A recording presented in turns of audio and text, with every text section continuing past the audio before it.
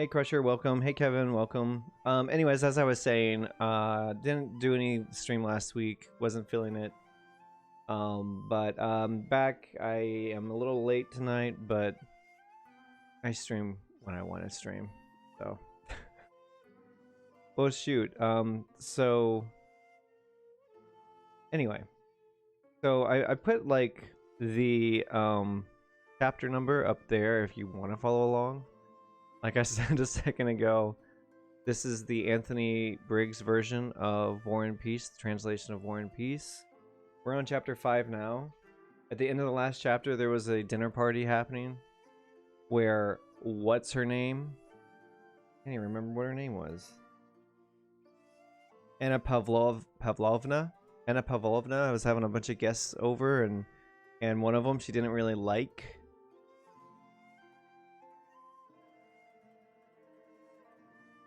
I remember I had to look up how to pronounce these names multiple times.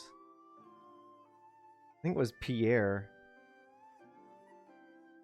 I think Pierre was the one that she didn't like. She was like, why is this guy here? Anna Pavlovna of Russia.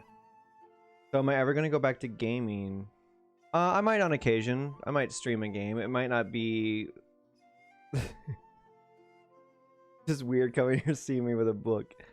Yeah, that's fine. I mean, this is Twitch. It is probably kind of weird coming here and seeing me with a book. I might stream some games in the future, but the only games I plan on streaming on this channel for the foreseeable future might be visual novels or point-and-click adventure games, and that might be like on a special occasion. For example, whenever those Famicom mystery story games come out on the Switch, I might stream those, or I might do a special live stream of like the Ace Attorney series sometime, which I've never done. I've never actually streamed on my live stream before, but I use those characters for my notifications for years now. You feel like this channel has become too high class for my trashy stuff. Well, I tell you what, Crusher, it's not. Don't worry, because if you hear me when I read these names and stumble through words and have to look up stuff, you're on my level. Don't worry. You're the same. We're in the same level. I'm just trying to challenge myself to read through this. So, I'm not some hoity-toity book reading person. I'm trying to be. Okay, here's the other thing. When I was in college, because I actually went to college, my major was English literature, and there were some other classes sometimes I would take that we would do world literature classes, like German literature and the like. But I always did have an interest in Tolstoy and Dostoevsky, those two in particular, because they're considered world literature classics. So I thought I should read them. So I've attempted to read War and Peace twice now. I've shared this story so many times, and I've failed. So this is my third time attempting to read War and Peace. Hopefully I make it through. Crescent Roll, welcome. That book is enormous. What's a college? It's a big building where people learn things. Learn. Crescent Roll, welcome. How's it going? Hi. I'm on chapter 5, and there's a chapter marker up there if you're interested. And you get to watch me butcher all these Russian names. The localization guy. I'm so ready for chapter 5. Good. Okay, let me give you a quick recap on what happened in the first 4 chapters. So, Anna Pavlovna, she's like this princess of sorts in Russia back in like early 1800s, and she's having a soiree in the evening, and so she invites a bunch of people that happen to be in town. She sent out her manservant to, like, you know, go door to door and say, hey, there's a soiree happening tonight at Anna Pavlovna. It's like the 18th century version of a text you send to your friends and say, hey, what are you doing tonight? So she did this. So these people started showing up, and she gave them tea, a little dinner, and then somehow some other people showed up that she didn't necessarily directly invite but heard about it, and so they dropped by. Do my best Russian accent. I might try and fall flat on my face. Do all the voices. If I did all the voices, they would all have Russian accents. Most all the characters in this, save the French ones, and there's like an English one and an Italian one actually, because there was a priest or someone who came to the soiree who was Italian, I believe, or Greek. Dimitri is there. There definitely is a Dimitri. There has to be a Dimitri in this book.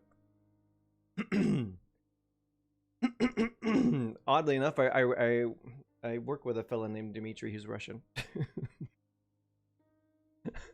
Okay. Gosh, been chatting too much. I haven't been reading enough. Sweet caramel apple. Can we have the can we make the cactus Russian? See, that would be a great emote edit. I should do those I should update my emotes, huh? All right, chapter 5. And I have on hand some, like, there's a link in my About Me section where it's a character cheat sheet. So if you're just hopping in and you want to know who the characters are, what's happening, click on that cheat sheet. You'll get like a synopsis. You're probably even going to get like a little looky head. What is that, Kevin? Okay, I need to sleep. Have a good night, everyone. Thank you, Crusher, for stopping by and saying hello as always. Good to see you. And I'll see you later. I wish I could read the Cyrillic. It reads, I like beer. Does it say that? In Russian.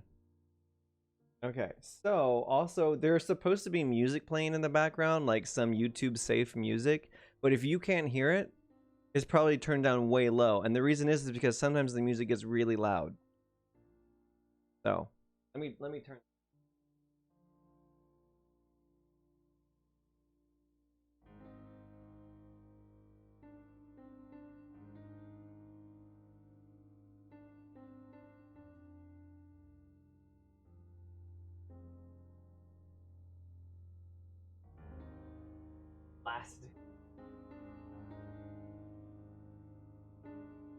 All right.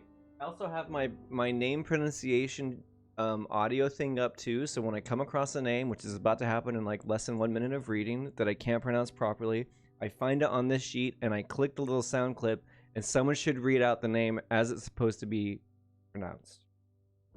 All right, chapter 5. Thanking Anna Pavlovna for a delightful evening, the guests began to go home. Pierre was ungainly, stout, quite tall, and possessed of huge red hands. It was said of him that he had no idea how to enter a drawing room, and was worse still at withdrawing from one, or saying something nice as he left. He was also absent-minded. He stood up now, picked up a general's nicely plumed three-cornered hat instead of his own, and held on to it, pulling at the feathers until the general asked for it back. How do you enter a drawing room? I don't know, but apparently Pierre doesn't know how to enter one properly. Pierre is like this kind of, I hate to put it this way, but bastard son of this distant prince who went off and studied somewhere for a long time, and so he's back in town and found his way into the soiree. He's the one guest that Anna Pavlovna didn't personally invite, but somehow ended up here. He's kind of very opinionated, a little awkward, friends with some of the guests there, actually, genuine friends with some of them, but also, like, just like what it read, awkward. But all his absent-mindedness and his inability to enter a drawing room or talk properly once inside it were redeemed by his expression of good-natured simplicity and modesty. Anna Pavlovna turned to him, forgiving his outburst with Christian humility, nodded and said, I hope we shall see you again, but I also hope you will change your ideas, my dear monsieur. How do you say this French word? How do you say it? This is another one of those words. Can someone phonetically spell out the word monsieur? I can't ever say Monsieur. Thank you. Monsieur Pierre. Is this how, you know? Oh my gosh. You're gonna rid me about this tomorrow, aren't you? Monsieur Pierre. I ain't got no French speaking skills. It's too pretty for me. She spoke, but he didn't answer. All he did was bow and show everyone another of his smiles. A smile that simply said, "Never mind ideas. Look what a nice, good-hearted fellow I am." And everyone, including Anna Pavlovna, couldn't help but agree. Prince Andrei had gone out into the hall, and as he offered his shoulders to the servant ready with his cloak, he listened indifferently to his wife as she chattered with Prince Hippolyte, who had come along with her. Hippolyte stood close to the pregnant little princess, who looked so pretty, and stared at her through his lorgnette. That was one of those words that I had to look up last week. Lorgnette is like opera glasses or something like that. Anyway. "Go back inside, Annette. You'll catch cold," said the little princess, taking leave of Anna Pavlovna. "It is settled then," she added quietly. Because Anna Pavlovna is going outside to see them off, see her guests off. Anna Pavlovna had managed to have a few words with Liza about the match she was setting up between Anatole and the little princess's sister-in-law. Anatole is the brother to Natalia. There's so many characters. Natalia's father is concerned for his son Anatole. He's a troublemaker. And so Anna Pavlovna told Natalia's father, Prince Vaisali, that she would find a match for him. And so that's what she's doing. That is her action item of the week, is to find a match for young Anatole. "Go back inside, Annette. You'll catch cold," said the little princess, taking leave of Anna Pavlovna. "It is settled then," she added quietly. Anna Pavlovna had managed to have a few words with Liza about the match she was setting up between Anatole and the little princess's sister-in-law. "I'm relying on you, my dear," said Anna Pavlovna, no less quietly. "Write to her and let me know how her father sees things." Au revoir. Revoir. Okay, I need a little phonetic spelling of this French word. Why did everyone in Russia have to speak French back then? Why couldn't they speak good old American? I felt gross saying that. Anyway, she left the hall. Au revoir. Au revoir. Is that how you would say it? Okay, good. Thank you. "I'm relying on you, my dear," said Anna Pavlovna, no less quietly. "Write to her and let me know how her father sees things. Au revoir. Au revoir. Au revoir. I'm gonna have to take French classes. I'm gonna have to take Russian classes and French classes. Prince Hippolyte moved in on the little princess and, bending down with his face close to hers, started speaking to her in a half-whisper. Two servants, one of the princess's, the other his own, stood by with shawl and coat waiting for them to finish talking. The French was incomprehensible to them, but the servants' faces suggested for all the world that they did understand what was being said, though they would never show it. The princess, as always, smiled as she talked and laughed when she listened. Thank you. I'm so glad I didn't go to the ambassador's," Prince Hippolyte was saying. "Such a bore. This has been a delightful evening, hasn't it? Delightful." "They say it will be a very fine ball," answered the little princess, drawing up her downy little lip. They keep referring to her lip as being downy, and I don't know. She needs some, like, nads or something. She needs to get rid of that. She needs to shave, okay? She's probably cute. I don't know. Never mind. Her husband likes it, I guess. And everyone else apparently likes it, too. They say it will be a very fine ball, answered the little princess, drawing up her downy little lip. All our pretty women will be there.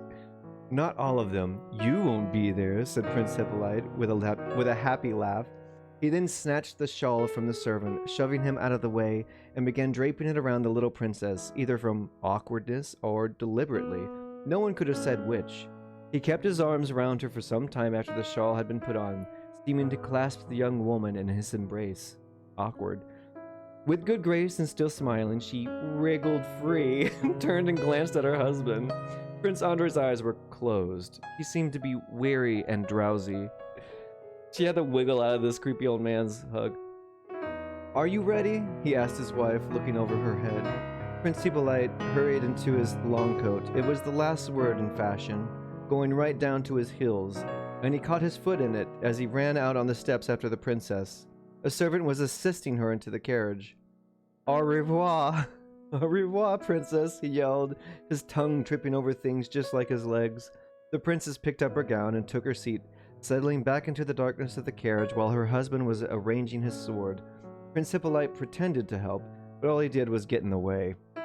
"If you don't mind, sir," said Prince Andrei, curtly and pointedly in Russian, to Prince Hippolyte, who was standing in his way. "I'll see you soon, Pierre," said the same voice in warm and friendly tones. So Prince Andrei likes Pierre, and that's why he was friendly to him, but he just told the prince, excuse you. Hey, Purple Mario, welcome! Long time no see, how are you doing? What's up with you? Welcome to my read-through of War and Peace. Don't worry, it's not a speed run. And I don't plan on it ever being a speedrun. Nor is it a let's play or a long play, because I'm breaking this up into chapters every Monday night. This poor Hippolyte guy, I feel for him. Yeah, I know. Actually, let me double check that that's how we're supposed to pronounce his name. I think it's like Hippolyte. Hippolyte Kuragan. Yeah, Hippolyte Kuragan. Did you hear the voice? I know, he's kind of clumsy, a little... Yeah, he's a little awkward. He's the older son of Prince Vaisali, and the brother to Natalia. So, Natalia is like the queen of the book, I believe. She's like the main heroine of the book. The coachman jerked forward and the carriage rattled off. Prince Hippolyte honked with laughter as he stood on the steps waiting for the Viscount, having promised to drop him off at home. "Well, my dear fellow, your little princess is very nice, said the Viscount as he got into the carriage with Hippolyte. "Very nice indeed." He kissed his fingertips. "And very French." Hippolyte snorted and laughed. "And you know, you were awful with that innocent little way of yours," went on the Viscount. "I pity the poor husband. That baby officer who fancies himself a prince regent." Hippolyte honked again and said through his laughter, "And you told me that Russian ladies weren't as good as French ladies. You just have to know how to get things going." Ugh. It's like locker room talk, but like in old Russia. Gross. Pierre arrived ahead of the others. Like one of the family, he walked straight into Prince Andrei's study, lay down on the sofa as he usually did, and took up the first book that came to hand. Caesar's Commentaries, of course. Propped up on one elbow, he opened it in the middle and started to read. "What have you done to Mademoiselle Scherer? She'll have the vapors," said Prince Andrei as he came into the study, rubbing his small white hands. Pierre rolled his massive body so that the sofa creaked, looked at Prince Andrei with an eager smile, and gave an airy wave. "No, that Abbé was very interesting, only he's got things wrong. The way I see it, eternal peace is possible, but... oh, I don't know how to put it. Well, not through the balance of power, anyway." Prince Andrei was obviously not interested in abstract talk like this. "My dear fellow, you can't always come straight out with what you're thinking. Come on, then. Have you made your mind up? Are you going to be a cavalryman or a diplomat?" asked Prince Andrei after a short pause. Pierre sat up on the sofa with his legs tucked under him.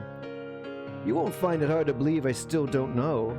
I don't fancy either of those jobs. But you'll have to decide, won't you? Your father's waiting." At the age of 10, Pierre had been sent abroad with an abbé as his tutor, and there he had stayed till he was 20. When he returned to Moscow, his father had dismissed the tutor and said to the young man, "Off you go to Petersburg, have a good look around, and decide for yourself. I'll agree to anything. Here is a letter to Prince Vasily, and here's some money. Write and tell me everything. I'll give you every assistance." Pierre had spent the last 3 months choosing a career and had done nothing. This was This was the decision that Prince Andre was talking about. Pierre rubbed his forehead. I'm sure he must be a Freemason, he said, thinking of the abbe he had seen at the party. That's all nonsense, said Prince Andre, stopping him in his tracks. Let's get down to business. Have you been to the Horse Guards? No, I haven't, but listen. I have had one idea I'd like to talk to you about. We're at war with Napoleon. If we were fighting for freedom, I'd understand it. I'd be the first to enlist. But helping England and Austria against the greatest man in the world? That's not right. Oh yeah, because Pierre was arguing at the soiree that Napoleon is like the greatest man in the world. And the abbe that he was arguing with was like, no, we have an equal balance of power and blah, blah, blah, blah, blah. What's up? I don't know anyway. War and peace, everyone. Prince Andre gave a shrug. It was all he could do in the face of such childish words from Pierre. His manner suggested there was no answer to such absurdities, and indeed it would have been hard to find any answer to this naive question other than the one he gave now. If everybody fought for nothing but his own convictions, there wouldn't be any wars, he said. And a good thing too, said Pierre.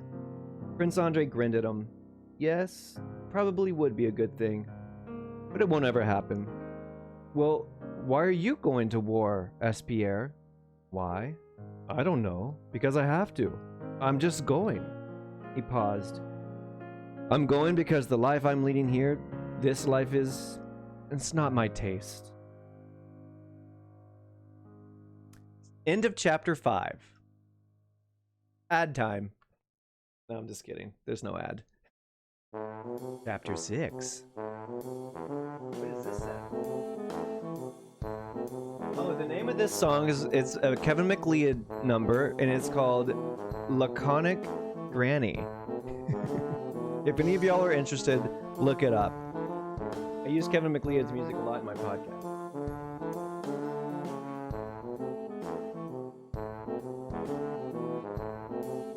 I forgot to split? Wait, what? Am I supposed to... Wait, what? The chapter 6 music rules. Yes, it does. I didn't plan it. It just happened. It's providence. Purple Mario, what about forgetting to split? How are you, by the way? Long time no see. It changed right on cue. You're right. You're right. How's the weather up there? Are you staying warm? Are you still able to go back and teach your students? Or no, not yet. Well, I hope you're safe. Hope your family's safe. Going well. Doing well. Doing well. I'm taking a break from streaming games. I'm only streaming book reading or potentially visual novels in the future, depending. But I'm a book reading channel now. I'm actually in person in a few weeks. Wow, that's great. Good job. Check my text.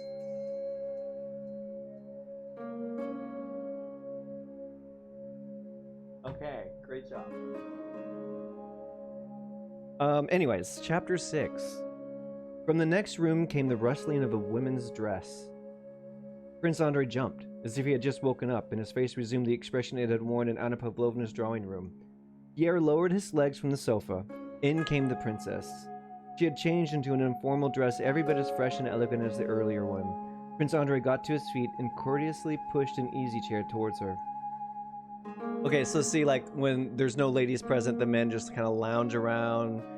Pierre, or Prince Andre makes whatever face he wants to make, he just relaxes. But when he's around women or other people in public, he has to put, like, on a stoic expression, I guess, or something. And Pierre has to sit upright on the couch. Book reading, Tale of Two Cities will be a great next book. Oh, that's a great suggestion, actually. Purple Mario. Actually, the book I was considering reading next on stream was Great Expectations, but because Great Expectations is one of my favorite books. So yeah, I'm actually thinking about adding another night during the week where I read mystery novels, like Agatha Christie. Like I just read all through her books. before, you know, HarperCollins or whoever owns the copyright takes me down. Yeah, Great Expectations is a really good book. How do you hear a dress rustling from another room? Well, great question, Crescent Roll. I think it has to do with the fact that the dresses that I'm imagining are like huge, you know, huge dresses, and you hear them rustling against like the furniture or something, or I imagine. Or maybe she was just rustling the dress like this, you know, dancing around. I don't know. Let's just pretend like she was dancing in the dress. I often wonder why it is, she began, as always in French, speedily and fussily settling herself into the chair, that Annette never married. You must be very foolish, all you men, not to have married her. Forgive me for saying so, but you really don't know the first thing about women. And Monsieur Pierre... Wait, how do I pronounce that again? What was your excellent spelling? That's what you were picturing? Monsieur? I can't do French. I can't do Russian. Why am I reading this book? So again, please forgive my bad Southern American pronunciation of foreign words. Monsieur Pierre, but that's all thanks to your phonetic spelling of it, which is what I need. And Monsieur Pierre, you really are a man for an argument. I've just been arguing with your husband. I can't imagine why he wants to go off to war, said Pierre to the princess without any of the inhibitions which so often affect the attitude of a young man to a young woman, because he's friendly with her. So he's not putting on like the social pretense. The princess reacted sharply. Pierre's words had clearly touched a raw nerve. That's what I keep on saying, she said. I can't understand it. I simply can't understand why men can't get by without war. Why is it we women don't want anything to do with it? Don't need it? You can be the judge of this. I keep saying to him, here he is, one of Uncle's adjutants, a brilliant position to be in. Everybody knows him. Everybody admires him. Only the other day at the Apraxins, I heard one lady say, is that the famous Prince Andre? I swear it's true. She laughed. He gets invited everywhere. He could easily end up in the royal entourage. You know the Emperor has spoken very graciously to him. Annette and I were just saying how easy it would be to arrange. What do you think? One glance at Prince Andre told Pierre his friend didn't like this subject, so he said nothing. When are you off? He asked. Oh, please don't talk to me about his going away. Not that. I won't have it spoken about, said the princess in the same tone, all silly and playful, that she had used with Hippolyte at the party, quite out of place within the family circle. And Pierre was almost one of the family. Today, when I suddenly thought of all these dear friendships that will have to be broken off. Besides, you know what, Andre? She flashed a meaningful look at her husband. I'm scared. I am scared, she whispered with a sudden shudder. Her husband glanced at her as if he was surprised to find someone else in the room other than himself and Pierre, but he questioned her with icy politeness. What is it you're scared of, Liza? I don't understand, he said. See how selfish men are, all of them? Every one of them selfish, just because he fancies it. Heaven knows why. He's leaving me, sending me away all on my own in the country. With my father and my sister, don't forget, said Prince Andre quietly. I'll still be on my own. My friends won't be there, and he tells me not to be scared. Her tone was plaintive now, and her lip curled into a sneer which made her look anything but happy, rather like a wild animal, squirrel-like and nasty. She said no more, as if it seemed wrong to talk about her pregnancy while Pierre was there, though that was what this was all about. So she's pregnant, her husband's going off to war. The husband, Prince Andre, is taking the princess to be in the countryside with Natalia and... yeah, I think that's who? Oh, never mind. I'm getting all the family members mixed up here. She's being sent off the country while he's away at war, and she's going to give birth to their baby while he's away at war. And that's why she's upset.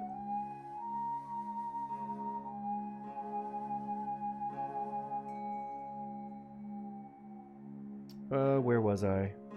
I still don't understand what it is you're scared of, Prince Andre said deliberately, without taking his eyes off his wife. The princess blushed and waved her hands in despair. No, Andre. I tell you this, you've changed. You really have. The doctor says you shouldn't be late getting to bed, said Prince Andre. You ought to get some sleep.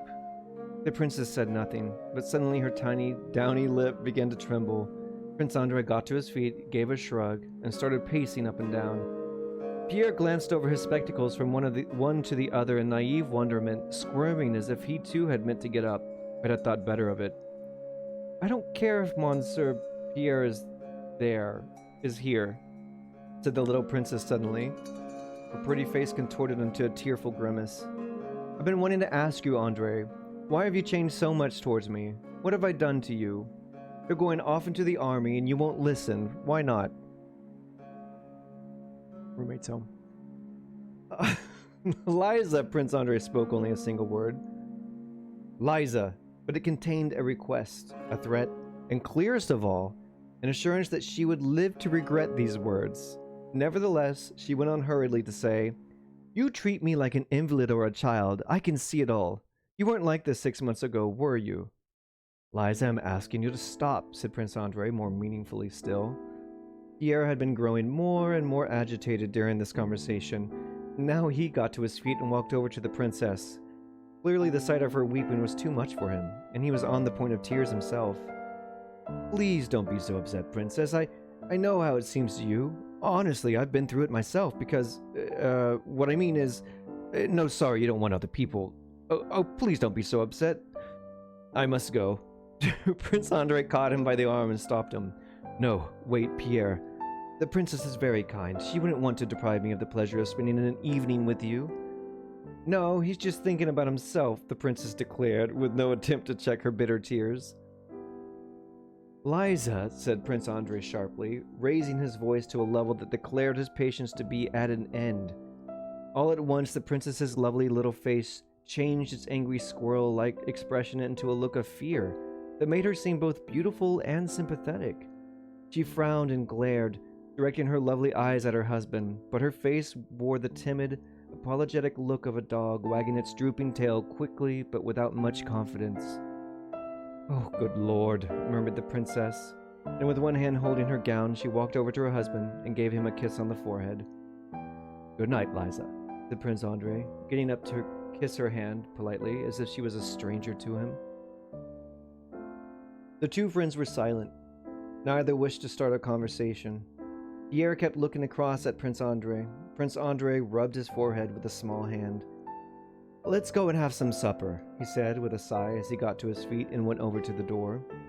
They went into the elegant, newly decorated and richly appointed dining room. Everything from the dinner napkins to the silver to the china and the glass were the special stamp of newness that exists in the households of recently married couples.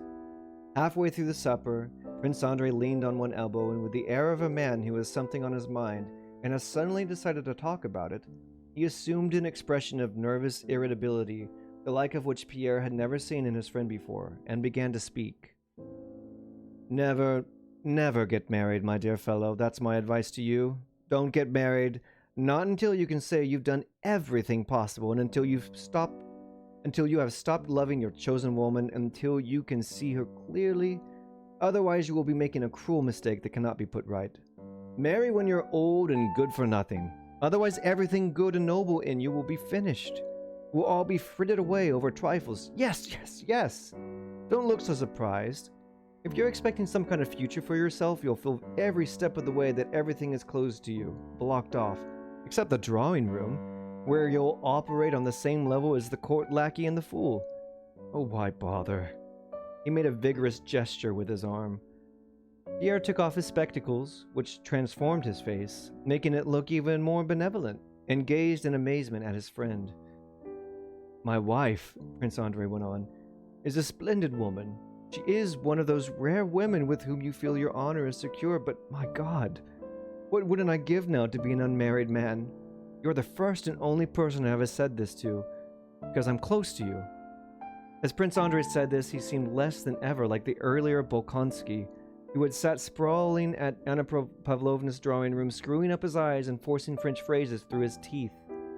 Now every muscle in his thin face was quivering with nervous excitement. His eyes, in which all the fire of life had seemed to have gone out, now shone with a radiant, vivid gleam. Clearly, the more lifeless he might seem at ordinary times, the more energetic he became when he was roused. You don't understand why I'm saying this, he went on. Well, this is life itself. You talk about Bonaparte and his career, he said, though Pierre had not spoken about Bonaparte. You talk about Bonaparte, but Bonaparte, when he was working his way step by step straight towards his goal, he was free.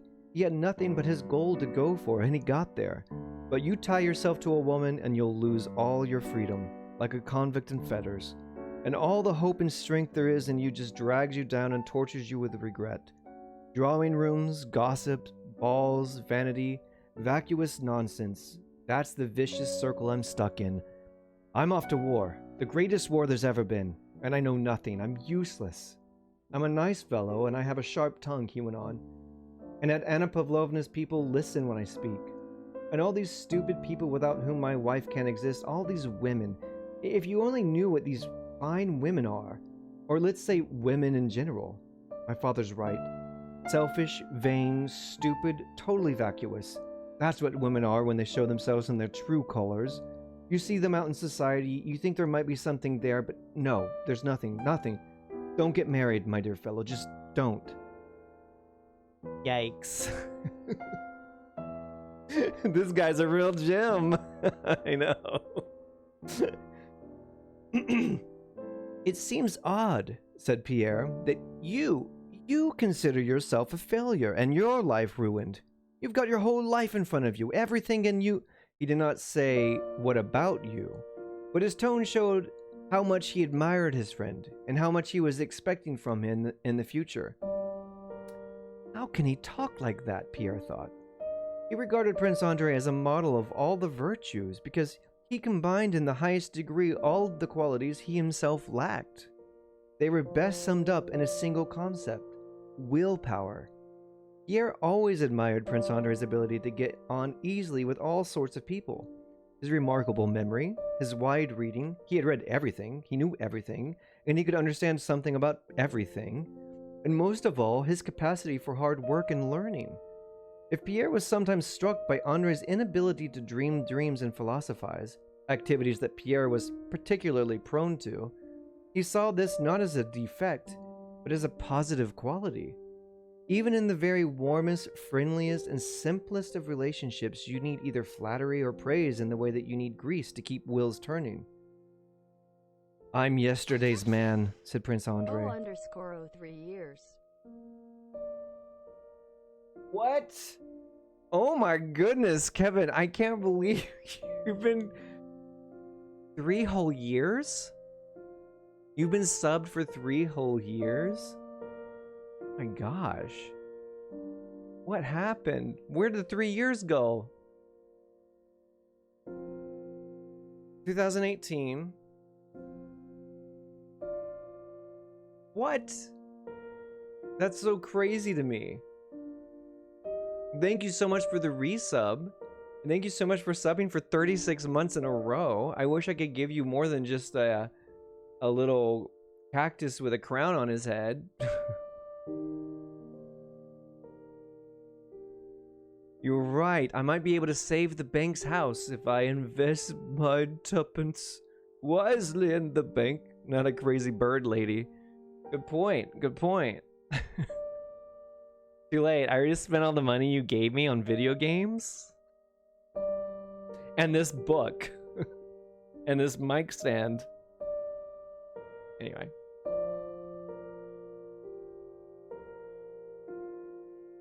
By the way, in Mary Poppins Returns, it turns out that you were supposed to invest your tuppence because it might save your house later on in life. Turns out the bank isn't that evil. I'm the crazy bird lady.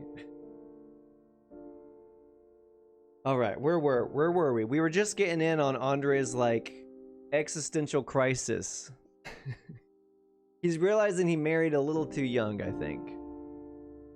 Feed meebos. Feed my amiibos.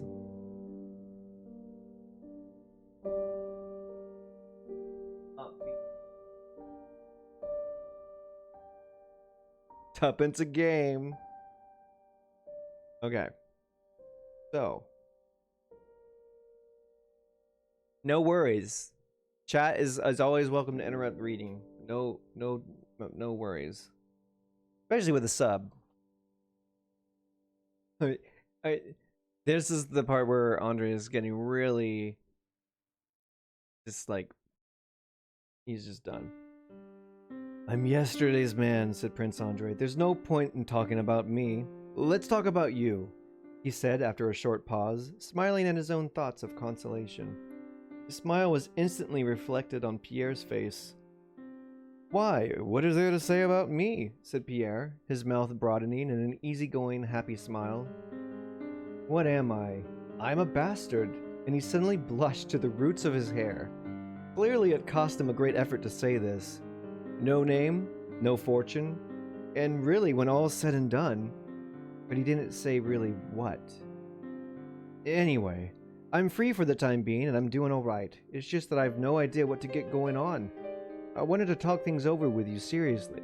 So that's what I was saying earlier about Pierre is literally like a bastard. He's like the son of a man who's paid for his schooling, sent him out of the country, and now he's back in town and he's like doesn't know what to do himself. He's educated, he has friends and connections, but he's just like a little lost in life. He can't take his father's name, if my understanding is correct, because he is a bastard. I think that's what is happening here. Prince Andre looked at him with kindly eyes, but as he looked, for all his friendliness and kindness, he knew his own superiority. You're right, Crescent Roll. Prince Andre is a real gem. I feel close to you because you're the only living person in our social group. You'll be alright. Choose anything, it won't make any difference. You'll always be alright, but there is one thing. Stop knocking about with the Kurragans and leading their kind of life. It doesn't suit you. All the riotous living, debauchery, and all that stuff.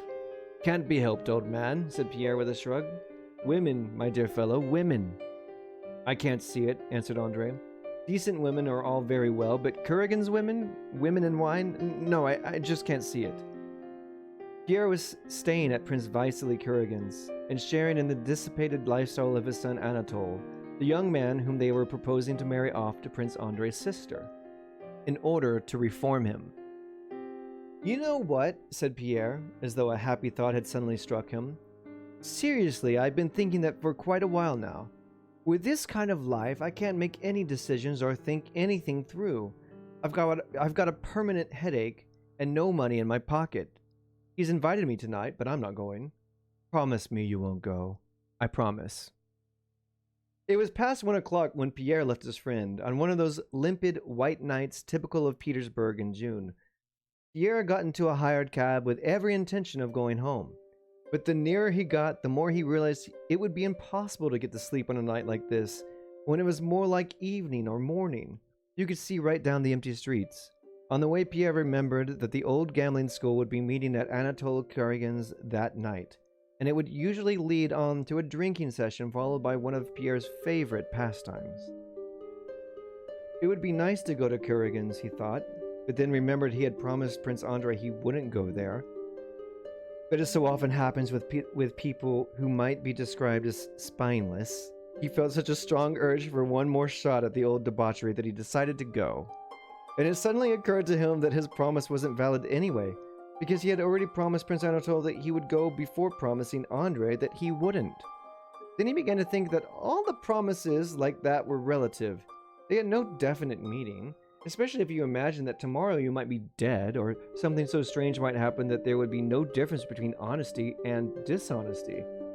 Pierre was very prone to this kind of speculation, which destroyed all his resolution and intentions.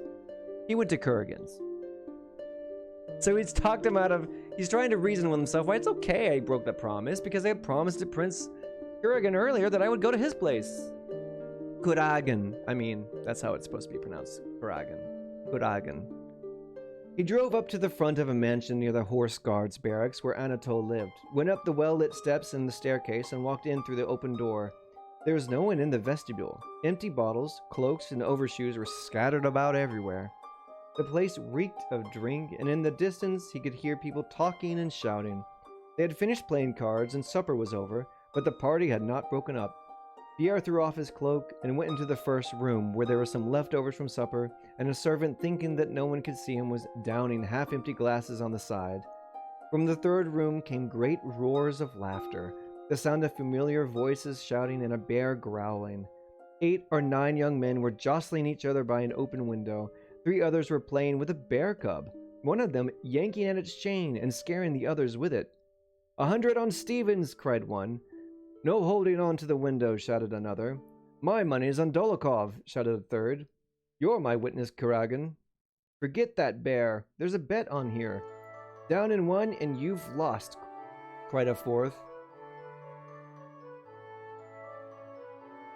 "Yakov, bring us a bottle! Yakov!" shouted Anatole himself, a tall, handsome man, standing in his shirt sleeves in the middle of the group, his fine shirt front unbuttoned down to mid-chest.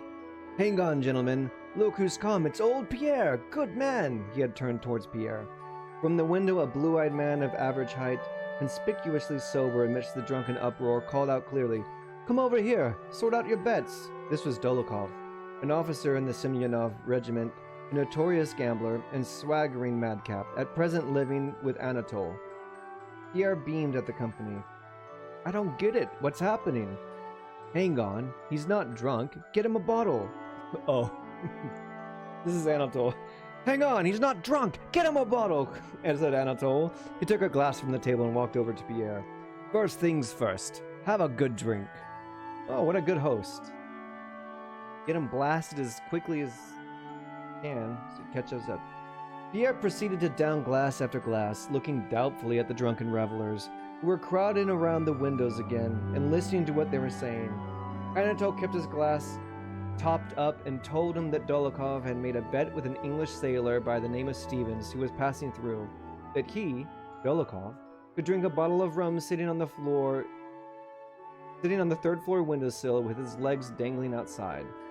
"Come on, finish that bottle," said Anatole, giving Pierre the last glass, "or I'm not letting you go." "No, I don't want it," said Pierre, shoving Anatole away, and he went over to the window. Dolokhov had a grip on the Englishman's arm, and he was meticulously explaining the terms of the bet, looking mainly at Anatole and Pierre. Dolokhov was a man of average height in his mid-20s, with curly hair and bright blue eyes. Like all infantry officers, he wore no mustache, so that his mouth, the most striking thing about him, was fully revealed. The lines of that mouth were finely curved, the upper lip closed sharply down in the middle, wedge-like over the firm lower one, and at 2 corners the mouth always worked itself into something like a double smile. All of this, together with the decisive, brazen, shrewd look in his eyes, was so impressive that no one could fail to notice this face.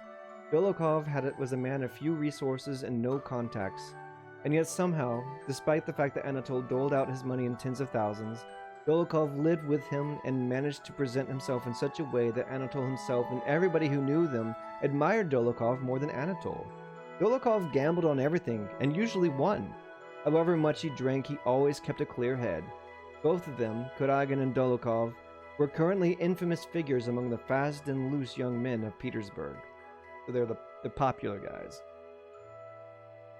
The bottle of rum was brought. 2 servants, clearly flustered and intimidated by shouts and directions issuing from gentlemen on all sides, were in the process of removing the section of the window frame that prevented anyone sitting on the outer sill. Anatole swaggered across to the window, eager to smash something. He shoved the servants out of the way and pulled at the frame, but it wouldn't give. He broke one of the panes. "Come on, Hercules, you have a go," he said, turning to Pierre. Pierre grabbed hold of the cross piece and heaved, broke the oak frame with a crash, and wrenched it out. "Get the lot out, or they'll think I'm holding on," said Dolokhov. He's like, "Get the whole window thing out, or else they'll think I'm holding on to the edge. You have to have nothing on there."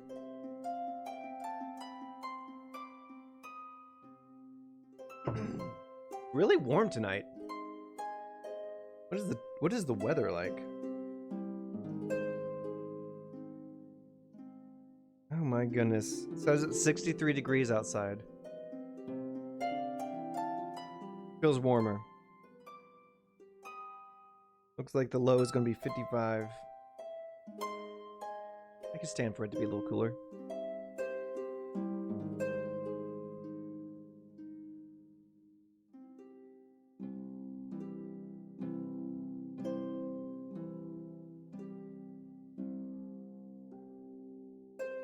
Get the lot out or they'll think I'm holding on, said Dolokhov. The Englishman's bragging, isn't he? Is everything all right? Said Anatole. Yes, said Pierre, watching Dolokhov go over to the window, bottle in hand. The light of the sky shone in with the merging of dusk and dawn. Dolokhov jumped up on the windowsill, still holding his bottle. Listen, he shouted, standing there and facing back into the room. Silence fell. I bet you... He spoke in French so the Englishman could understand what he was saying, and his French wasn't too good. I bet you 50 imperials. Make it 100, he added, turning to the Englishman. No, 50, said the Englishman. All right, 50 it is. But I can drink a whole bottle of rum without taking it away from my lips. I'll drink it sitting outside the window there. He bent down and pointed to the downward sloping ledge on the outside, without holding on to anything. Is that it? Yes, said the Englishman. Anatole turned to the sailor, took hold of a button on his coat, and looked down at him. He was quite short, and went through the terms of the bet once again in English. Hang on a minute, shouted Dolokhov, calling for attention by banging the bottle on the windowsill. Hang on, Kuragan. Listen, if anybody else can do it, I'll pay him 100 imperials, all right? The sailor nodded with no indication of whether he accepted this new bet or not. Anatole hung on to him, and although the sailor nodded to say he fully understood, Anatole kept on translating Dolokhov's words into English. A skinny young life guardsman, who had lost a lot that evening, climbed up onto the windowsill, stuck his head out and looked down. Ugh, he said, staring down at the pavement. Attention! Cried Dolokhov, yanking him back in so that he tripped over his spurs and came tumbling down awkwardly into the room. Standing the bottle on the sill to keep it within easy reach, Dolokhov climbed slowly and deliberately out through the window and let his legs dangle down outside. Bracing himself with both hands against the sides of the frame, he settled himself, sat down, let go with his hands, shuffled slightly to the right, then to the left, and reached for the bottle. Anatole brought 2 candles and put them on the window ledge, even though it was quite light. Dolokhov's back with his white shirt and his curly head were lit up from both sides. Everybody swarmed around the window, the English sailor at the front. Pierre smiled and said nothing. One of the party, a bit older than the rest, suddenly pushed his way through with a scared and angry face and tried to grab at Dolokhov's shirt. Gentlemen, this is crazy! He'll get killed, said this more sensible man. Anatole stopped him. Don't touch him. You'll pull him off and then he will get killed. Eh? What about that? Dolokhov looked around, shifting his position, still supporting himself with both hands. If anybody tries to get a hold of me again, he said, forcing out his words one by one through tight, thin lips, I'll chuck them down there, right then. Whereupon he turned round again to face the outside, took his hands away, picked up the bottle and put it in his mouth, bent his head back, and held his free hand up in the air to balance himself. One of the servants, who had begun clearing up the broken glass, stood transfixed in a stooping posture, his eyes glued on the window and Dolokhov's back. Anatole stood erect, staring. The Englishman winced as he watched from one side. The man who had tried to stop it all had rushed across into a corner and now lay on the sofa facing the wall. Pierre covered his eyes. A feeble, forgotten smile lingered on his lips, and his face was now full of fear and horror. Nobody spoke. Pierre took his hands away from his eyes. There was Dolokhov, still sitting in the same position, only his head was bent so far back that the curls on his neck touched his shirt collar, and the hand with the bottle rose higher and higher, trembling with the effort. The bottle was draining nicely, and went higher as it did so, bending the head further back. Why is it taking so long, thought Pierre. More than half an hour seemed to have passed. Suddenly Dolokhov's spine jerked back, and his arm trembled nervously, enough to shift his whole body as he sat on the sloping ledge. He slipped, and his arm and head shook even more violently as he struggled. One hand rose to clutch at the windowsill, but fell back again.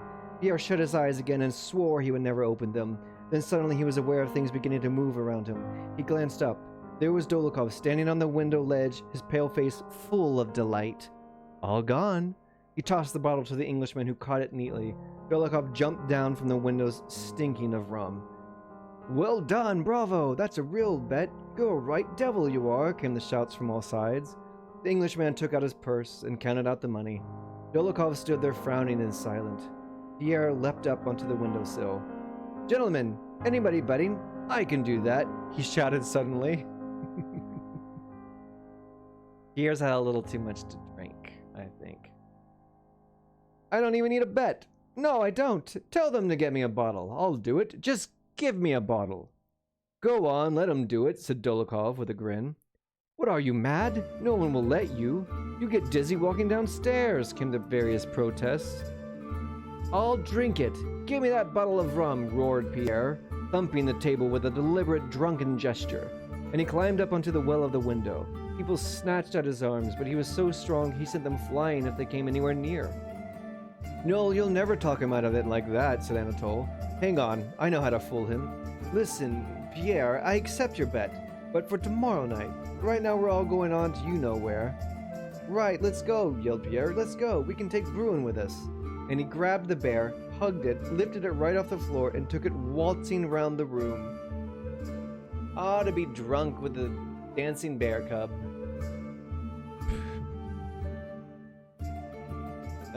That was the end of chapter 6. That was actually kind of a long chapter. Dang, 10 pages long. Hey guys, look, we're doing it. We're this far in. The story's about to begin, I guarantee it, within the next 30 or 40 chapters. Chapter 7. Prince Vasily kept the promise he had made to Princess Drubetskoy? Princess Drubetskoy, let's just call her that, at Anna Pavlovna's soiree, when she had asked for his help with her only son Boris. His case had been presented to the emperor, and though it was not to be regarded as a precedent, he was transferred to the Semyonovsky Guards Regiment as an ensign. But Boris did not get the post of aide or attaché in Kutuzov's service despite Anna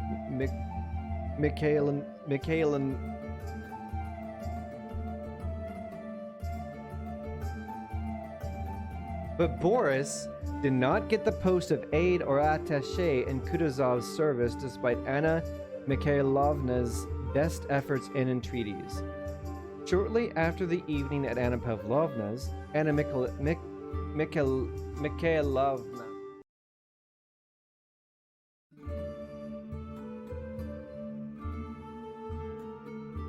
Anna Mikhailovna Drubetskoy. Anna Mikhailovna Drubetskoy. Mikhailovna. I still don't feel good pronouncing that. Anna Mikhailovna's best efforts and entreaties. Shortly after the evening at Anna Pavlovna's, Anna Mikhailovna returned to Moscow and went straight to her rich relatives, the Rostovs, with whom she stayed when she was in Moscow. It was with this family that her dear little Boris, who had only recently entered a regiment of the line and was now transferring to the Guards, had been brought up since childhood and had lived for many years. The Guards had left Petersburg on the 10th of August, and her son, after staying behind in Moscow to get kitted out, was to catch up with them on the road to Radzivilov.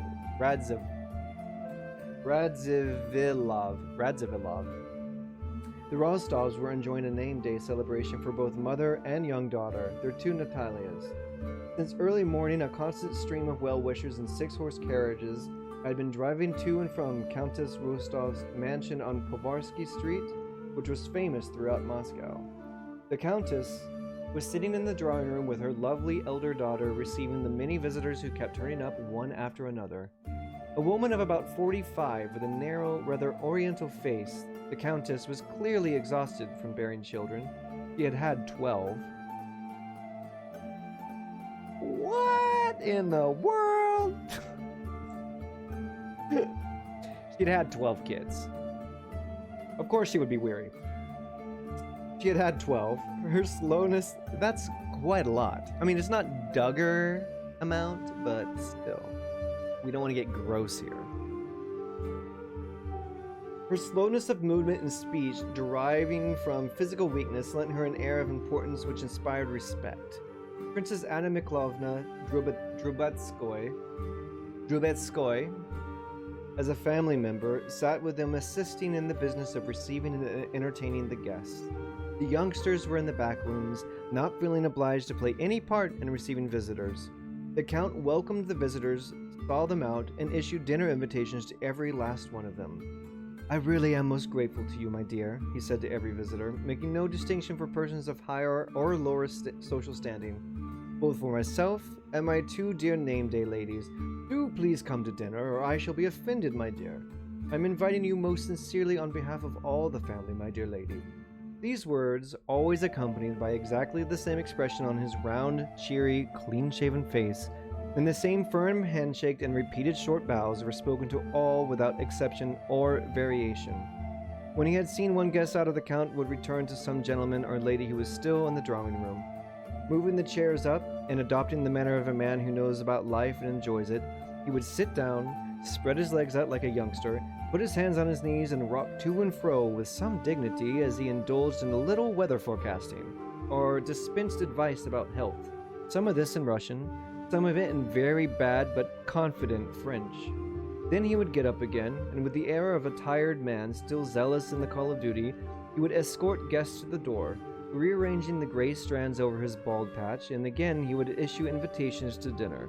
Sometimes, on his way back from the vestibule, he would walk through the conservatory and the butler's room, and enter a great marble hall where a table was being set for 80 guests.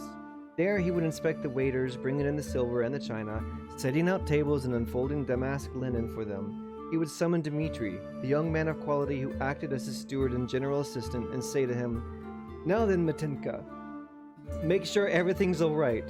Yes, you will make sure, won't you?" Then he would take great pleasure in surveying the immense table opened out to its full extent, and add, "What matters is the service. That's the secret." And with a sigh of satisfaction, off he went again in the direction of the drawing room. Lotta Kitty, hey, what's up, man? He's a COD man. Yeah, probably. Sounds like it. Like, what? Plays Call of Duty a lot? Or he's just got COD? Or OCD. OCD. Obsessive Compulsive Disorder. How's it going? What you been up to? How's life? How's your backlog of games? Manamaria Kuragin. Oh, Kerrigan. This is different than the Kuragins. This is Kerrigan. And her daughter, boomed the Countess's huge footman in his deep bass voice at the drawing room door. The Countess thought for a moment and took a pinch of snuff from a gold snuff box bearing her husband's portrait. "I'm worn out with all these callers," she said. "Well, this is the last one I'm seeing. Oh, she's so affected. Show her in," she said in a voice full of sadness, as though she were saying, "Go on then, finish me off." Yeah, the guy in the story said Call of Duty. You know what? I read right past that. And I didn't even make that connection to the game. But you're right, he did say that. He's a Call of Duty guy. Finish me off. She's had enough. Just kill her. Just kill me now. My backlog is only growing. Same. Slaughter Kitty, same. So I'll take a little break and do a little reading. This music really goes with Snuff in the Gold Box. You're right. This is the Chris Zabriskie. I really like Chris Zabriskie. He wrote me a note once when I ordered a music CD of his. And when he gave me it, he wrote me a personalized note. It was really nice. By the way, I dig the Final Fantasy XII art. Oh, yes, thank you. This is by Trungles. You can look him up on Instagram and Twitter. Trungles is one of my favorite, artists. He's really good. And this was one of his older things he did back in 2015. But a friend of mine, for Christmas present a few years ago, got me this really nice print about the year and Fran. And when my mom walked in the room one time and looked at it, she was like, "So what's that on the wall?" Because it looks to her, she just saw a Playboy bunny. And I'm just like, yeah, I just really love Playboy bunnies, Mom. That's why I have them hanging on the wall. It means something totally different. But anyways, I love it. This is one of my favorite things. Okay, so it's Holly Chaplin, Miss Playboy Bunny, 1973. Yeah, Mom, it's Holly Chaplin, Miss Playboy Bunny, 1973, and this is a young portrait of Hugh Hefner here. They're just stepping outside of the Playboy Mansion up in the Hollywood Hills. Yeah, that's a young you. Okay, so this lady was about to be finished off. Shall we continue? Into the drawing room, with skirts rustling, walked a tall, stout, grandiose lady and her round-faced, smiling daughter. My dear Countess, it's been such a long time. She's been laid up, poor child. It was at the Razmyovsky's ball, and the Countess at Praxin. I was so glad. The woman's voices could be heard chattering away, interrupting with each other, and blending in with the sound of dresses rustling and chairs scraping. It was the kind of conversation calculated to last just long enough for the caller to get up at the first pause, skirts again rustling, murmur, I'm so delighted, Mama's health, and the Countess at Praxin, and walk out again, still rustling, into the vestibule to don cloak or coat and drive away. The conversation dealt with the latest news in town, the illness of the wealthy old Count Bezukov, who had cut such a dashing figure in Catherine's time, and his illegitimate son, Pierre, whom we are familiar with, who had behaved so badly at one of Anna Pavlovna's soirees. What? He behaved badly? Remember this? Skirts be rustling in this book. I know. I just thought about the ladies like paying call for a name day, and you just hear skirts rustling in the other room because they're just like swishing them back and forth. I feel like this Tolstoy dude has never seen a skirt in his entire life, or maybe we've never seen the skirts that he's talking about because, you know, 150 years later. And actually, Tolstoy's writing about a period that was 40 or 50 years before when the book was published. So technically he's writing historical fiction. This is just really old historical fiction. It would be like if I were to write a book that took place in the 1960s. Or even 1940s. But anyway. Blah, blah, blah, blah. Now I'm feeling self-conscious that my skirts don't rustle audibly.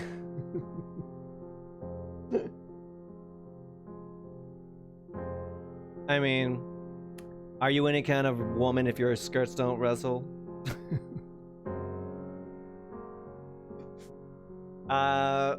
If I ever get to see you again in person, I better hear some skirt rustle. That doesn't sound good, though. Okay, anyways, I better...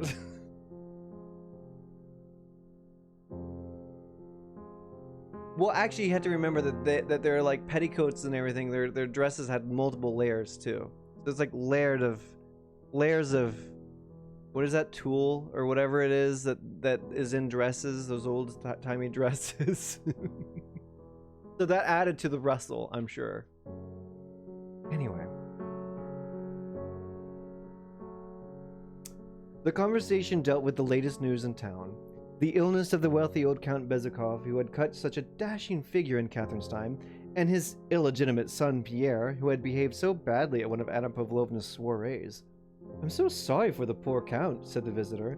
His health has been so poor, and now this nasty business with his son. It'll be the death of him. Tozer just seemed very conscious of that. I mean, women, skirt rustling.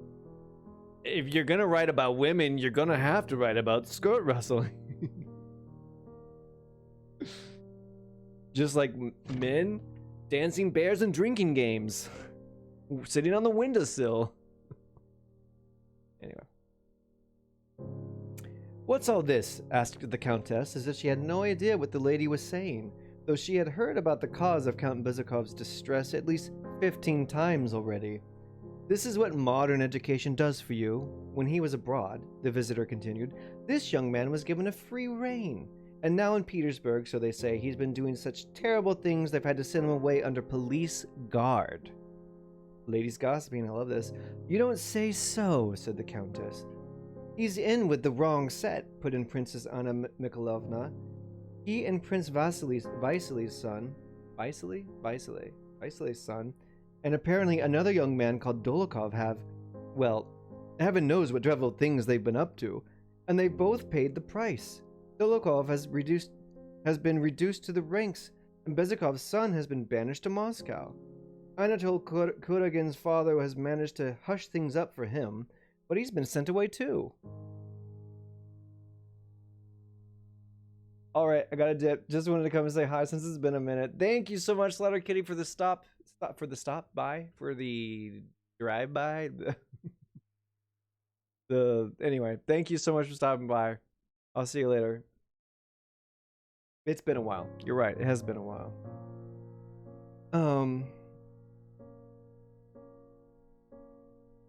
Why? What did they do? Asked the Countess. They're absolute scoundrels, especially Dolokhov, said the visitor. He's the son of Maria Dolokhov. Such a respectable lady, you know, but there you are. Just imagine the three of them somehow got hold of a bear. They put it in a carriage and went off with it to see some actresses. The police rushed in to stop them. They got a police officer, tied him back with the bear, and dropped the bear into the Moika. The bear swam about with a policeman on his back. That policeman, my dear. What a picture, cried the Count, helpless with a little laughter. Oh, how shocking. Count, this is no laughing matter. But the ladies couldn't help laughing too. They only just managed to save the wretched man, the visitor went on. And that's the clever sort of trick the son of Count Kirill Bezukov gets up to, she added. And people said he was so well educated and clever. This is what foreign education has done for us. I hope no one will receive him here, in spite of his wealth. They tried to introduce him to me. I refused point blank. I have daughters.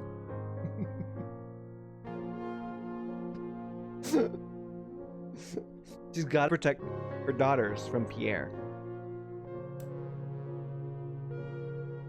What makes you say this young man is so wealthy? Asked the Countess, turning away from the girls who had once pretended not to be listening. All his children are illegitimate. I believe Pierre is also illegitimate? The visitor waved her hand. He has a score of them, I believe. Princess... Oh yeah, because if he's so illegitimate, he wouldn't be that wealthy. Princess Anna Mikhailovna intervened, clearly wanting to demonstrate her contacts and her knowledge of society manners. I'll tell you what it's all about, she said in a meaningful half-whisper. Count Kirill's reputation is something we all know. He's lost count of how many children he has, but this Pierre has always been his favorite. What a handsome man he was, said the Countess, only a year ago. A better-looking man I've never seen. He's very different now, said Anna Mikhailovna. But what I wanted to say was this, she went on. The Count has lost count.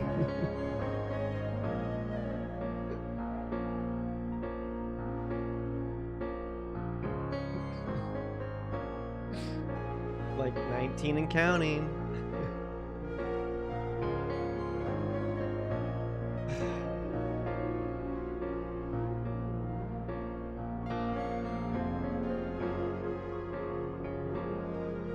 Where was it? He's lost count of how many children he has, but this Pierre has always been his favorite. He's very different now, said Anna Mikhailovna, but what I wanted to say was this, she went on. On his wife's side, the direct heir to the whole estate is Prince Vasily. But the father is very fond of Pierre. He took trouble over his education, and he has written a letter to the emperor, so if he dies, he's in such a bad state that it's expected any moment, and Lorraine has come down from Petersburg. Nobody knows whether that huge fortune will go to Pierre or Prince Vasily. 40,000 serfs and millions of rubles. I know it's true. Prince Vasily told me himself. And Kirill happens to be a third cousin of mine on my mother's side. And he's Boris's godfather, too. She added, apparently attaching no significance to this circumstance. Prince Vasily arrived in Moscow yesterday. Some sort of inspection, I was told, said the visitor. Yes, but just between the two of us, said the princess. That's just an excuse. He's really come to see Count Kirill, knowing he's in such a bad way. Well, really, my dear, that was a splendid bit of fun, said the Count, and noticing that the elder visitor was not listening, he turned to the young ladies. That policeman, what a picture, I can just see him. Enacting out the role of a policeman waving his arms, he boomed out in his rich bass laughter, his whole body shaking with mirth, as people do after a good meal, and more so after a good drink. "Oh, please, you must come to dinner with us," he said. He just is inviting everyone to dinner with him. Chapter 7 concluded. Chapter 8. Am I to read 4 chapters? I think 4 chapters enough. Good, way to go about this. I'm gonna read through chapter 8. This is the peaceful part of the War and Peace. There will be war, don't you worry. Please be patient, the war is coming.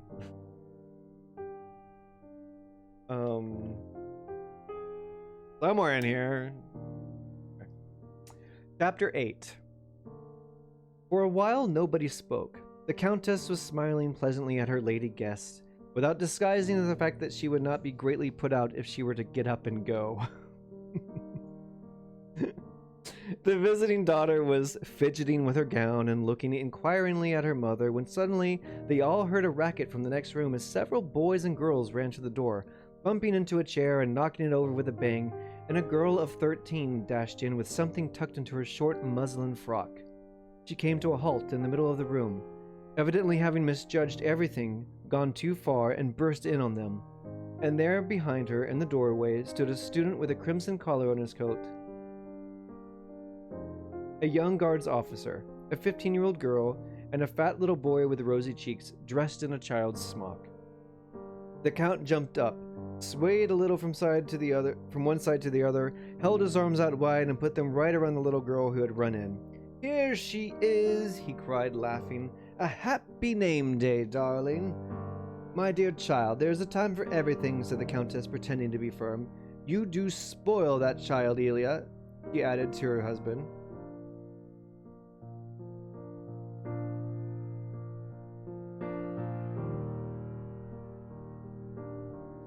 Долохов.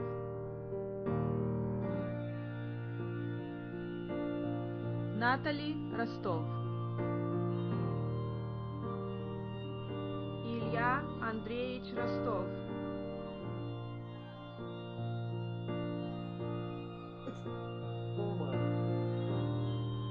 Well, hello, Shadow Lord. Shadow Lord, how are you doing tonight? Welcome to the War and Peace read-through live stream. This is the second night. You can go back and watch the first one if you really want to. It's in the videos, or it's on my YouTube channel. And please don't spoil. You can give me hints and tips on how to read War and Peace. Please no spoiling the plot. Maybe you can give me a little hint. How are you doing? Are you holding up? You were in New York, if I'm not mistaken. What's the weather like? It must be getting bitter, right? It's been really bad, right? Maybe not. The weather seems to be going to pot all over the country, except for LA and Hawaii and Florida, so maybe not all over the country. Chrono! Oh my goodness, Chrono! Thank you so much for the resub! At 30 months, I can't believe it. I can't believe you subbed for 30 whole months. I would suggest with gusto. Yeah, I'm holding up. We just had a nasty snowstorm. Oh my gosh, Shadow Lord, I heard about that. So Shadow Lord, do you have a PlayStation 4? You should definitely play the Nier Replicant game when it comes out in April, because then you'll finally understand why I say your name twice whenever you pop in. Because actually, I don't even think Kaine says the name twice in a row. Why do I say it like that? How you doing, Chrono? What's up? What'd you do this past weekend? I played a lot of 14. I think I made it to the end of patch content, the third patch of Stormblood.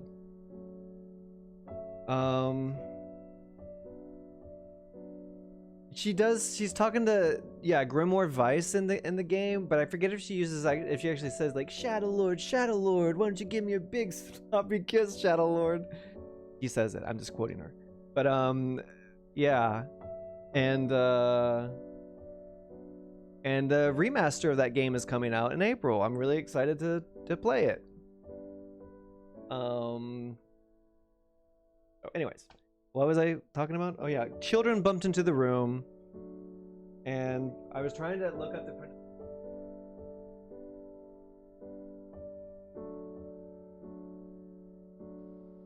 Ilya Andreevich Rostov. Ilya Rostov. Ilya Rostov. The more dances my name. Don't worry, it's fun to say. Pretty good. Just been doing lots of school in 14. Nothing too crazy. That's good. Enjoy this like non-crazy time where you can do school and 14. What have you been doing in 14? You've literally beat that game twice. I feel like you've beat that game more than twice. So what do you do now? Beast Tribes? Daniel Mar learns Russian.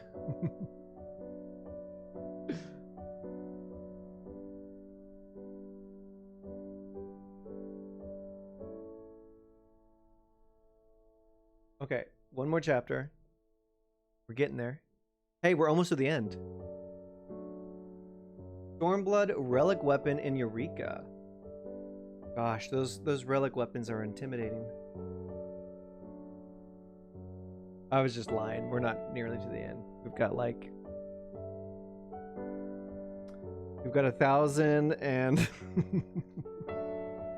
actually this is a lot of index stuff.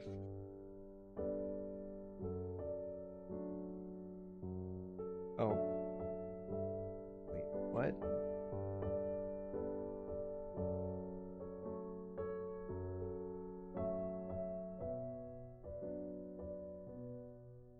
Oh my gosh. There's like a huge epilogue. The epilogue is like a novel length. It's a novel length epilogue.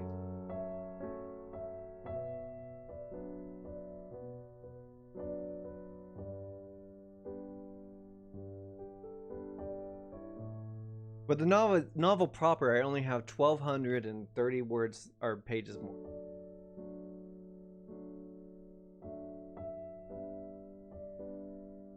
Tsuyiyomi? Tolstoy's always been a good light casual read. You're right, and no spoilers. So sorry, Crescent Roll. Try not to spoil it for myself either. And Tolstoy. You know, it's like a little beach read. Want to read a little good book on the weekend when you go relax at the beach? Just pick up Tolstoy. Anyway. What was I going to say? Oh yeah, I was going to read. Good morning, my dear. Many happy returns, said the visitor. What a delightful child, she added, turning to the mother. The dark-eyed young girl was not pretty. Her mouth was too big, but she was full of life, and with her childish, uncovered shoulders and her bodice slipping down from all that running, her curly black hair tossed back, her slender bare arms and little legs in lace-trimmed drawers and open slippers on her feet, he was at that charming age when the girl is no longer a child, and the child is not yet a young girl. Isn't that a Britney Spears song? The description in this book are very forward and explicit. I mean, they have to be to keep your interest. She wriggled free from her father, ran across to her mother, ignoring her rebuke, hid her flushed face in her mother's lace veil, and laughed. She was laughing at nothing, and she burbled something about her doll, pulling it out from the folds of her frock. See? Dolly, Mimi, you see? And Natasha found the whole thing irresistibly amusing. She fell upon her mother and laughed so loudly that everybody joined in, even the starchy visitor. They couldn't help it. Come on, off you go, you little monster, said her mother, pushing her daughter away and pretending to be annoyed. This is my young daughter, she said to the visitor. Natasha looked out from her mother's lace veil for a minute, peeped up at her through tears of laughter, and buried her face again. The visiting lady, compelled to admire this domestic scene, but obliged to take some part in it, She turned to Natasha and said, "Tell me, my dear, who is Mimi? Is she your baby?" Natasha didn't like this patronizing baby talk from the visiting lady. She stared at her morosely. And said nothing. By now, all the younger generation, Boris the officer, Anna Mikhail... I can't pronounce her name again.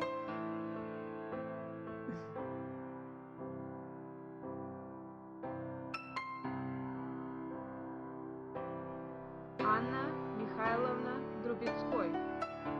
Ayavlana Balava.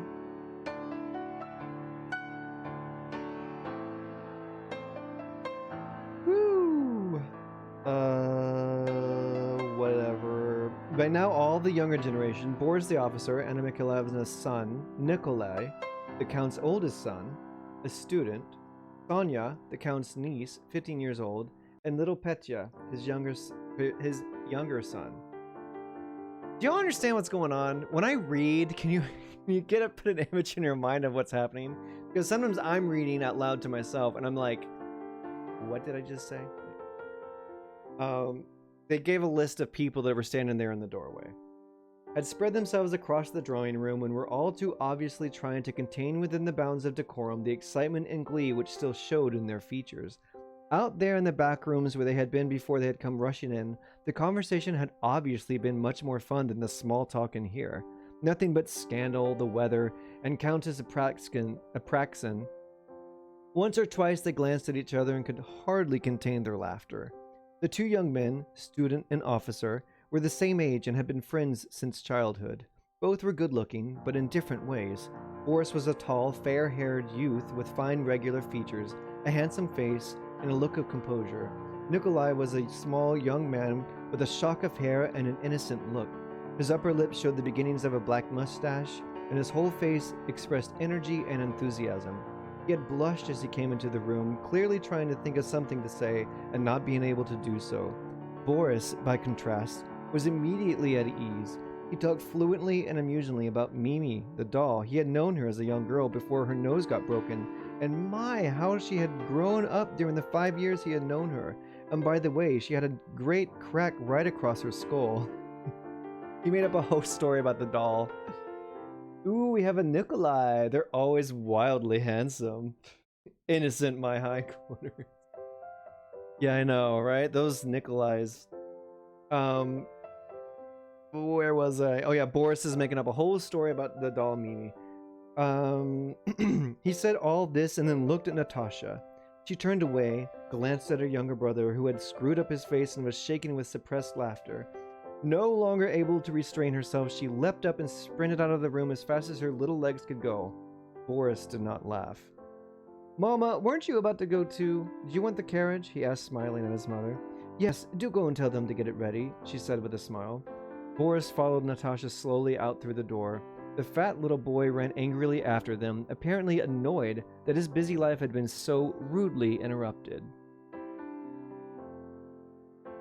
So usually I just read 4 chapters a night, and so I'm going to end there. That was a really short chapter 8.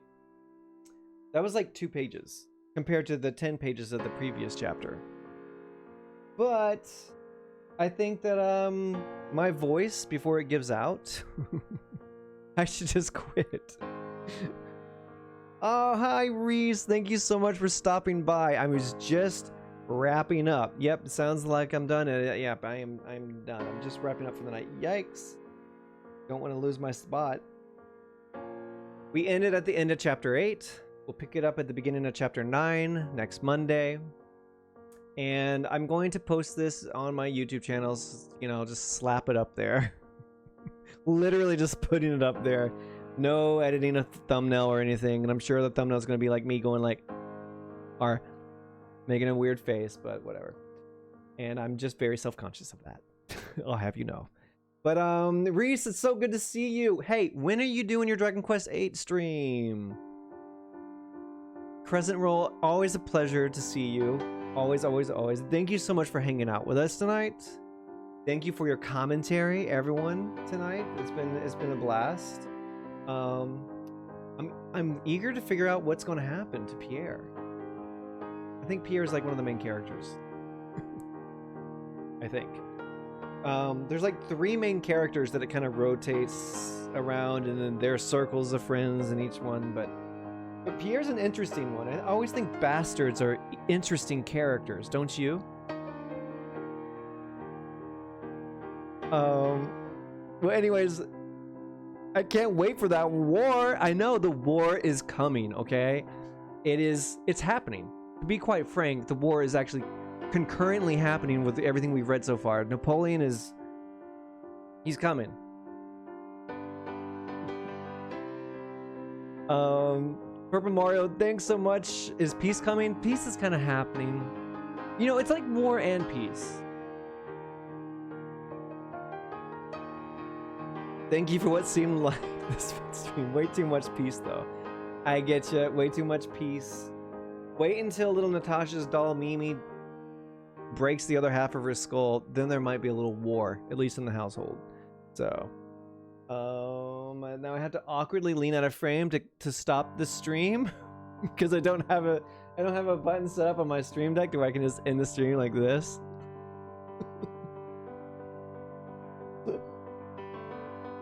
And thank you all for hanging out. I'm actually surprised we had this many people hang out for a reading of War and Peace for an hour and a half. Anyways, you have a good night. Have a good night. Bye.